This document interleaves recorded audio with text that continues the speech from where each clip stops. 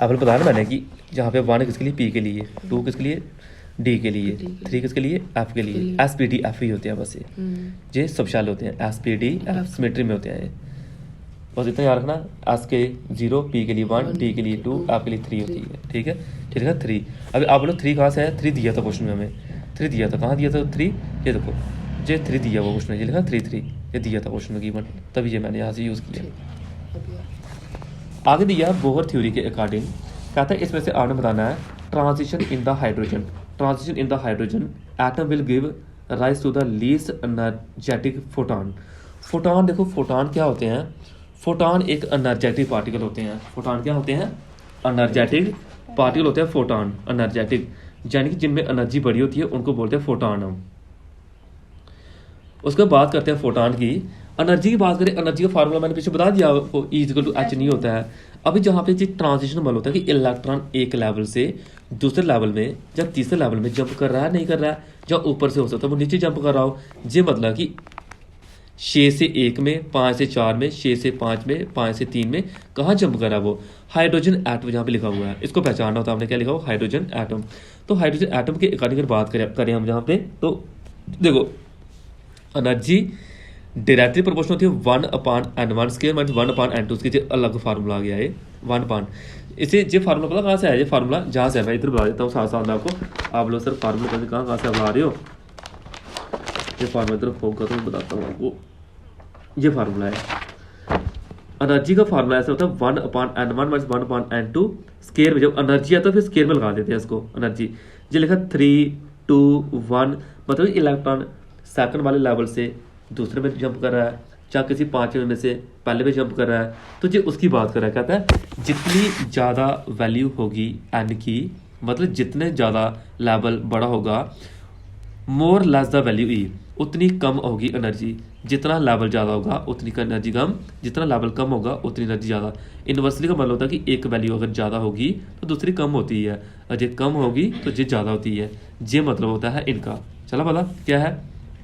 आगे देखो, azimuthal quantum number कहता है last electron of sodium atom is, एक लास्ट इलेक्ट्रॉन सोडियम एटम। सबसे पहले सोडियम की आपको कॉन्फ़िगरेशन पता होनी चाहिए क्या होती है। सोडियम की कॉन्फ़िगरेशन होती है, कहाँ से आ गई इतनी? सोडियम की कॉन्फ़िगरेशन होती है 11। इसका होता है एटॉमिक नंबर, तो 1s2, 2s2, 2p6, 3s1 होता है। कॉन्फ़िगरेशन आपने सीखनी है अभी। आपको 10th में कॉन्फ़िगरेशन सिखाई किसी ने? 2, 8, 8, 16। हाँ वो वाली, ठीक है। उसके अकॉर्डिंग आता है एस में 1 आता है, लेकिन सिस्टम से नहीं सिखाई होगी अभी, जिसमें इनको सिखा रहा था अभी। 1s2, 2s2, 2p6, 3s1 ये होती है कॉन्फ़िगरेशन। एस में 1 इलेक्ट्रॉन है, एस में 1 इलेक्ट्रॉन है, यानी कि एंड कितना हमारे पास? एंड में क्या लगा हुआ? 3 लगा हुआ है, दिख रहा है 3 शैल होता है, दिख रहा है 3 दिख रहा है इधर कहीं, ये शैल होता है। एल की वैल्यू 0 क्यों लिखी हुई है पता है? क्योंकि एस है, एस है तो 0 लिखा हुआ। पी होता तो क्या लिखना था? 1, डी होता तो कितना? 2, एफ होता तो 3 आना था यहाँ पे, ठीक है। अभी एम की वैल्यूज अगर एल 0 हो तो एम 0 ही होता है, ये ध्यान रखें। एल 0 तो एम 0 ही लिखना आपने। जे एम का चक्कर पता क्या होता है? अगर एल 1 होता फिर आप बोलते सर एम क्या लिखना था, बता सकते हो? अगर एल 1 होता एम क्या लिखना था? -1 ना 0 1, फिर ये लिखना था एम हमने। वही जैसे एसपीडी। हाँ, अगर मैं बोलता एल अगर 2 होता फिर क्या लिखना था? एम, फिर लिखना था 2 है ना, माइनस से स्टार्ट करना है 2 1, कितना आगे? 5 आगे, आगे ना 5 वैल्यू, इस तरह से लिखते हैं। और एक इलेक्ट्रॉन का मतलब होता है एक ऑर्बिटल में इलेक्ट्रॉन 2 आते हैं, एक आता है ऊपर, एक आता है नीचे, ऐसे इलेक्ट्रॉन है। इसका मतलब होता है +1/2 और इसका मतलब होता है -1/2। इसका मतलब होता है +1/2, इसका मतलब होता है -1/2 होता है। चलता पता? वही जो मैंने बताया क्लॉकवाइज और एंटी क्लॉकवाइज बताया मैंने पीछे, जी है इसका मीनिंग। आज तो 11वां क्वेश्चन है, electron identify the quantum number NnL for n equal to कितना आना हमारे पास? n दिया को 4, L दिया 1, पार दिया आपको दरअसल ले। कहता है इसमें आपने बताना कि increasing energy from the lowest to highest. Energy बतानी है कि धीरे धीरे कैसे बढ़ रही है वो एनर्जी। क्वेश्चन थोड़ा टफ रहेगा आपके लिए। देखो कहते हैं जे वाला आना है, कैसे आना है उसको देख लेते हैं। अकॉर्डिंग टू n+L रूल, इसे बोलते हैं बोहर बरी रूल बोलते हैं। n+L, n+L का मतलब पता क्या होता है? देखो मैं बता देता हूँ n+L का। चलिए हमारे 4s लिखा हुआ है, मैंने 4p लिखा हुआ। मैं बोलूँ आपको यार इन दोनों में से किसकी एनर्जी ज़्यादा होगी? इतना है 4 j को n, एस के लिए एल की वैल्यू कितनी होती है, एस के लिए एल की वैल्यू कितनी होती है, 0 होती है। ये लिखा मैं 4 का 4 लिखा। पी के लिए एल की वैल्यू कितनी होती है, 1 होती है। 4 और 1 कितना हुआ 5, 4 प्लस 0 कितना हुआ 4। 4 बड़ा है कि 5 बड़ा है, 5 बड़ा है, तो इसकी एनर्जी क्या है, ज़्यादा। ऐसे किया ये, बस वही आपने लगाया। देखो n plus l, 4 plus 1 5, 4 plus 0 4, 3 plus 2 5, 3 plus 1 4, तो जानी इसकी एनर्जी क्या है, ज़्यादा। तो तभी हमने बोला ये वाला हमारे पास ज़्यादा, उसको बोला था मतलब छोटे लेवल से ज़्यादा। तो हमारे पास अगर बात करें चौथे की एनर्जी यहाँ पे सबसे कम, क्योंकि 4 है ना ये, और पहले की एनर्जी सबसे ज़्यादा, क्योंकि ये क्या है 5, ये है ना 5, सबसे बड़ा कौन है 5, तीसरे बड़ा है, तीसरा भी बड़ा है, तो हम ऐसे बोल सकते हैं तीसरा वो इक्वल लिख सकते हैं उसके लिए हम। तो orbital angular momentum of P electron, orbital angular momentum P electron का कैसे निकालते हैं, फार्मूला अलग आना है अभी यहाँ पे, जो नया फार्मूला आ गया, जो फार्मूला होता है एंगुलर मोमेंटम का ऑर्बिटल जब निकालने होते हैं, नोट करो इसका फार्मूला होता है रूट में L into L plus 1 H upon 2 पाई। एल बोलते हैं हम एजीम्यूथल क्वांटम नंबर को बोलते हैं हम एल, सही है ना इसका आंसर? हाँ azimuthal quantum number H upon 2 पाई। एच होता है प्लस कांस्टेंट, और मैंने बताया कि पी के लिए एल की वैल्यू 1 होती है, पी के लिए एल की वैल्यू 1 होती है, पता है हमें। जब 1 होती है तो हम क्या करेंगे, 1 पुट करेंगे, 1 वैल्यू डालने पे जहाँ पे बस आ गया आंसर। सर ये पाई है? हाँ पाई है, नीचे पाई लिखा हुआ है। आप लोग 1 क्यों लिखा, क्योंकि पी दिया था, डी दिया तो क्या आना था 2, आप दिया तो क्या आना था 3, बस वैल्यू पुट करना, आगे मैथ लगाना है, ठीक है। एक क्वेश्चन से आपके 4 और क्वेश्चन निकल सकते हैं, बस यही पैटर्न रहता है जो कॉम्पिटिटिव एग्जाम होते हैं। बस बच्चे जहाँ पे हार मान लेते हैं, बच्चों जहाँ से पता नहीं चलता कि क्या है, ये इन्हें बोलते हैं न्यूमेरिकल एनसीईआरटी बुक है। एंगुलर मोमेंटम इज सेकंड, कहता है एंगुलर मोमेंटम की बात करते हैं, सेकंड बोहर ऑर्बिट जो हाइड्रोजन एटम का है, सेकंड बोहर ऑर्बिट जो किसका है, हाइड्रोजन एटम, इज एक्स दिया हुआ है। कहता है फाइंड करो angular momentum in first excited state, find करो angular momentum first excited state of lithium plus 2।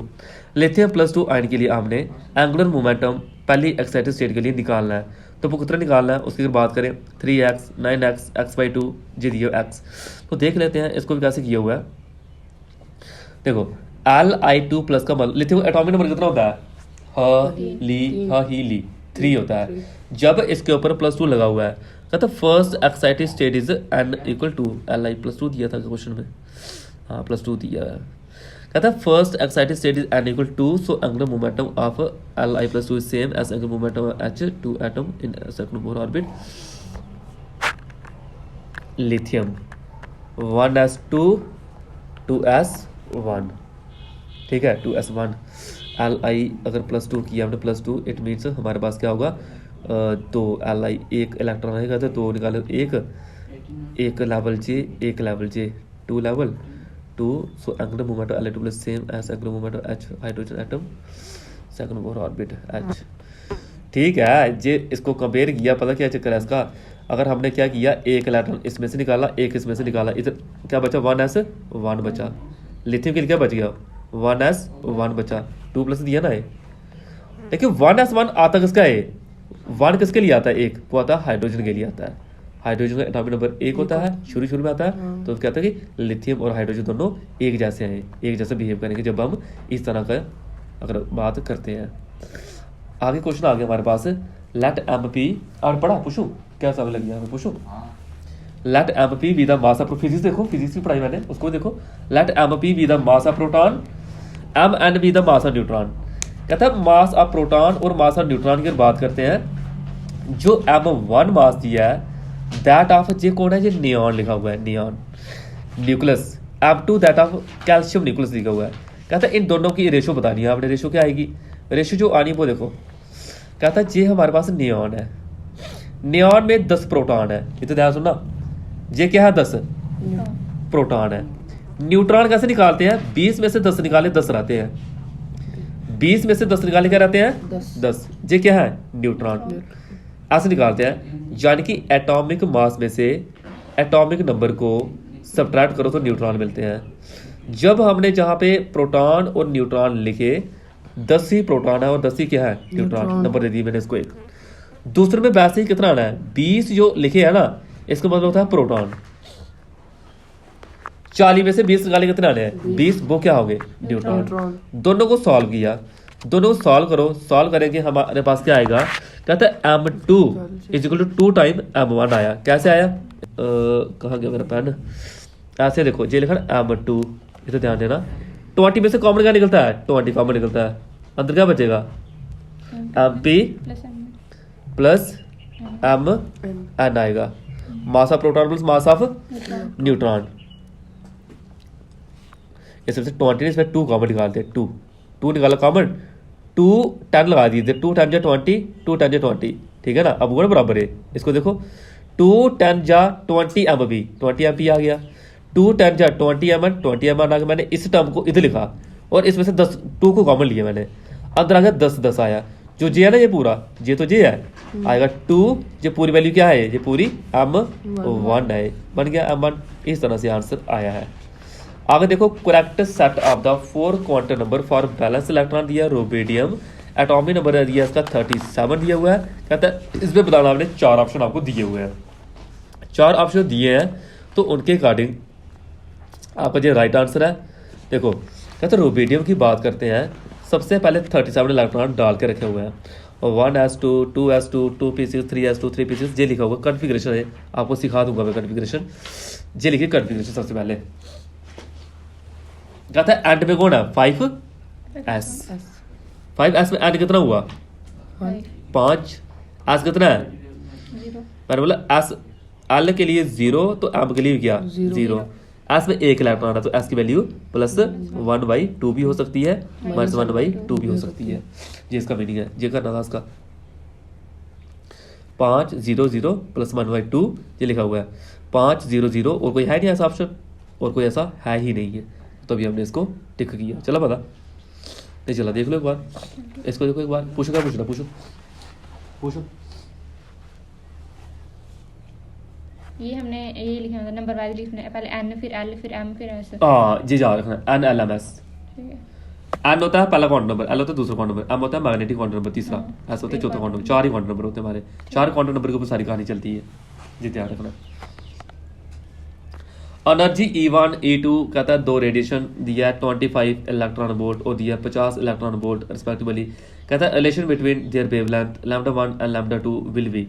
Relation पूछ रहा है एनर्जी और वेवलेंथ का रिलेशन क्या है, जब पूछ रहा है वेवलेंथ तो इसको भी किसी से कंपेयर कर लेते हैं फार्मूले से। देखो एनर्जी का फार्मूला होता है एच न्यू, बताया विषय, बट न्यू का फार्मूला होता है, भूल गए न्यू का फार्मूला लिखा नहीं कॉपी पे कहीं, c/λ। हाँ न्यू का फार्मूला c/λ, वो फार्मूला इधर भी लगाया, वो फार्मूला इधर भी लगाया। E1/E2 डिवाइड कर लिया, डिवाइड करने पे जो कट होता था HC कट हो गया, λ2/λ1 बच गया, तो λ2 को रखा एक जगह, 25 दूने 50 हुआ, ठीक है। इधर आगे λ2 आया 2 से मल्टीप्लाई की, जी आया λ1 को इधर ले लिया, क्रॉस मल्टीप्लाई की। ईजी क्वेश्चन है, बहुत ईजी क्वेश्चन है, बस फार्मूला याद रखो हो जाएगा, फार्मूला याद रखो हो जाएगा, फार्मूला ईजी है। एनर्जी फार्मूला क्या होता है एच न्यू, एच न्यू ऐसे डालते हैं, पहले लिखा एनर्जी का फार्मूला E = एच न्यू होता है, न्यू, न्यू ऐसे होता है, हाँ न्यू ऐसे बस ऊपर। ऐसे ऐसे करते हैं फ्रिक्वेंसी। न्यू का फार्मूला होता है c/λ, c क्या है लाइट की वेलोसिटी, क्या है लाइट की वेलोसिटी कितनी होती है वो भूल गया, वीडियो को करके एक बार देख लेना, सीखेगा बड़ा कुछ इसमें से। 3 × 10⁸ ये होती है वैल्यू उसकी, ठीक है। जहाँ पता चले इसको अपलोड करूँगा वीडियो में। तो सी की वैल्यू है, हाँ सी की होती है, यार रखना परमानेंट, न्यूमेरिकल तेरे सारे फिजिक्स केमिस्ट्री सॉल्व होंगे इन वैल्यू से। आ गया थ्रेशोल्ड फ्रिक्वेंसी। थ्रेशोल्ड फ्रिक्वेंसी वो फ्रिक्वेंसी होती है जिस फ्रिक्वेंसी पे इलेक्ट्रॉन एमिट होते हैं। थ्रेशोल्ड फ्रिक्वेंसी वो फ्रिक्वेंसी होती है जिस फ्रिक्वेंसी पे इलेक्ट्रॉन क्या होते हैं एमिट होते हैं, उसे बोलते हैं थ्रेशोल्ड फ्रिक्वेंसी। एमिट मतलब सर निकलना, बाहर है। हाँ निकलते हैं। जैसे सपोज करो अभी एक सोलर प्लेट लगा के रखी हुई छत के ऊपर, चार्ज हो रही है दिन के टाइम, इलेक्ट्रॉन तो निकल रहा होगा ना उसमें, पूरा चार्ज हो रहा है वो उसकी बात होती है कि ठीक है वो मैटर सरफेस है। अभी तो हमारा जो देश है वो भी सोलर चीज़ों पे डिपेंड होने वाला है, क्योंकि बिजली देख लो कितनी आ रही है। महंगी है। हाँ तो ये एक स्टेटमेंट दी हुई है, कहता है स्टेटमेंट के अकॉर्डिंग आपने क्या सीखना है इसमें से। कहता है कि थ्रेशोल्ड फ्रिक्वेंसी वो मिनिमम फ्रिक्वेंसी होती है जो चाहिए होती है इलेक्ट्रॉन को निकालने के लिए, है ना, इजेक्शन। इजेक्शन मतलब होता है निकालना। एक मेटल सरफेस में से इलेक्ट्रॉन को निकालने के लिए जो फ्रिक्वेंसी चाहिए होती है उस फ्रिक्वेंसी को बोलते हैं थ्रेशोल्ड फ्रिक्वेंसी बोलते हैं, थ्रेशोल्ड फ्रिक्वेंसी। ऐसा ही क्वेश्चन एक और आ गया, कहता है radius of the first orbit of hydrogen atom is, ये रेडियस वाला क्वेश्चन मैं पीछे करवाया आपको, एक 0.529 वाला था, तो इसके अकॉर्डिंग देख लेते हैं। ये रेडियस फार्मूला यूज़ किया इसमें, सबसे पहले बड़ा फार्मूला है एन स्क्र एच स्क्र 4 पाई स्क्र एम जेड। ये फार्मूला आपके फिजिक्स के एटम एंड न्यूक्लियर वाले चैप्टर में है, ये फिजिक्स वाला, जहाँ रेडियस है, वेलोसिटी है, एनर्जी है, वहाँ पे निकाल के रखा हुआ है। तो जहाँ पे कहता है कि एन स्क्र जेड अपॉन जेड, ये हमारे पास जब हम एन स्क्र अपॉन जेड लिखें और बाकी पूरी वैल्यू को अगर सॉल्व करें, एच की वैल्यू को डालें 6.6 इंटू 10 की पावर -34, 4 की वैल्यू 5, पाई की वैल्यू 3.14, ई की वैल्यू कितनी होती है, ई की वैल्यू कितनी होती है, ई की वैल्यू 1.6 इंटू 10 की पावर 19, जो होता है 4 जॉन इलेक्ट्रॉन मतलब होता है इसका। तो कहता है सारी वैल्यू को डालेंगे तो 0.529 मिलेगा। और हाइड्रोजन की बात करते हैं, हाइड्रोजन पहला होता है तो N1 रखो, एटॉमिक नंबर 1, तो हमारे 0.529 एंगस्ट्रॉम ये होता है रेडियस, 0.529 एंगस्ट्रॉम। ये क्या लगा हुआ है, एंगस्ट्रॉम बोलते हैं इसको, ऐसे होता है ना ए नॉट एंगस्ट्रॉम। इसकी वैल्यू 10 की पावर -10 होती है, 10 की पावर -10 होती है इस एंगस्ट्रॉम की वैल्यू। एंगस्ट्रॉम वाला होता है यूनिट, जो लेंथ यूनिट मीटर होते हैं ना। ये क्या है हमने इसका क्या ये होता है? हाँ ये फ्रिक्वेंसी, और ये डायरेक्टली प्रोपोर्शन। हाँ आज देखो अनसर्टेनिटी प्रिंसिपल का क्वेश्चन आ गया फिर दोबारा, जो मैं पीछे बताया आपको। कहता है इसमें से अनसर्टेनिटी वेलोसिटी बतानी है, वो कैसे निकालनी है। हमें पता है कि अनसर्टेनिटी प्रिंसिपल के अकॉर्डिंग डेल्टा एक्स और डेल्टा पी, डेल्टा एक्स बोलते हैं पोजीशन को, डेल्टा पी बोलते हैं मोमेंटम को, एच अपॉन 4 पाई। कहता है पी का फॉर्मूला जो होता है ना, पी बोलते हैं मोमेंटम को, पी का मतलब होता है मोमेंटम। मोमेंटम मतलब होता है कि जैसे मैं जहाँ से गोली मारी मैंने उतने का होल हो जाएगा, उससे स्पीड कितनी थी गोली में, ठीक है, मोमेंटम बोलते हैं उसको। उसका फार्मूला था मास मल्टीप्लाई वेलोसिटी, ये क्या उसका फार्मूला। तभी डेल्टा पी की जगह क्या आया, एम डेल्टा बी आया। ये डेल्टा एस को वैसे वैसे रखा, बाकी हमने जो क्या किया, हमारे पास आ गया m delta v. M delta v का स्केयर कैसे किया है, m delta v h point 4 में delta x m delta v, इसका स्केयर कैसे हुआ ये। हाँ अब उधर स्केयर पता कैसे किया, पोजीशन और मोमेंटम क्या लिखा हुआ है यहाँ पे, इक्वल लिखा हुआ है, इक्वल। तभी हम जहाँ पे डेल्टा एक्स की जगह भी क्या लिख सकते हैं, डेल्टा वी लिख सकते हैं, डेल्टा पी लिख सकते हैं। यानी कि जो एक जे टर्म है ना, इसी की 2 बना लेनी है हमने। एम वी अगर 2 बना लेंगे तो बनेगा एम स्क्र वी स्क्र बनेगा, वही एम स्क्र वी स्क्र यहाँ पे होल स्क्र कर दिया, स्क्र को हटाया, इधर आ गया वो, बस आगे जे किया हुआ है, कुछ नहीं किया। 2 कहाँ से आया, क्योंकि 4 का अंडर रूट बाहर आना तो 2 ही आता है। ये आपके क्वेश्चन है, आगे क्वेश्चन आपने क्या करने हैं, ये क्वेश्चन कुछ भेज दूंगा सेम